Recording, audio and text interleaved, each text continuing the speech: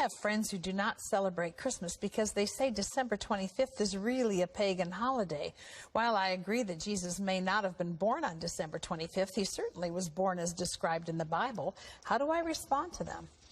Well, in a sense, tell them they're right. You see, the winter solstice a couple of days later was the shortest day of the year, and the pagans had something called Saturnalia.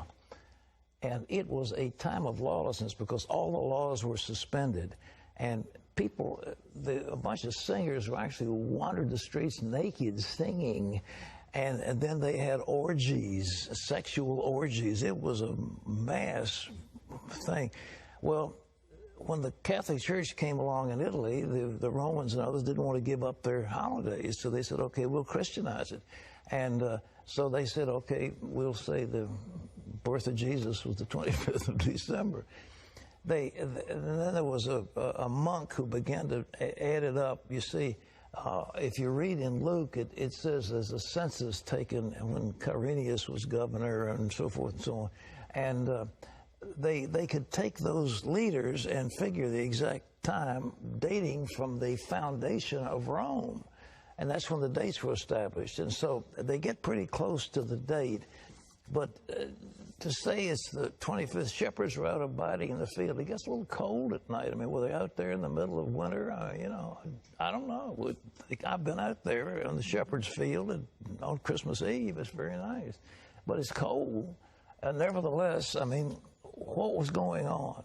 So all this business about mistletoe, pagan. Christmas trees, pagan. Giving out gifts, pagan. Every bit of it is pagan. Every single bit of it is pagan. We've Christianized it all. And so that's good. And so we have time. We celebrate for Jesus. Everybody gets all misty-eyed. But the truth is, they're all pagan. But the birth of Jesus. But the intent of the heart is what it's about. Exactly. So we have Christianized all these things. We give gifts in the name of Jesus. We celebrate his birthday. And it's a nice thing. And so I'm very delighted. And I like Christmas. But I tell you, the best Christmas I ever spent in all of my life, my best Christmas, all of my life, was spent in Jerusalem when we had no Christmas ornaments, none of this stocking, none of this, all this stuff. But on Christmas Eve, we stood in Shepherd's Field and we sang, "O little town of Bethlehem, how still we see thee lie." And the next day we had a service, and on Christmas Day we baptized about 50-some people in the Jordan River. That was a wonderful Christmas. Amen. All right. Okay, thanks for those questions. I hope I didn't shock you. I'm not being irreverent, but it's the way it is. So when you're putting your tree up? Huh?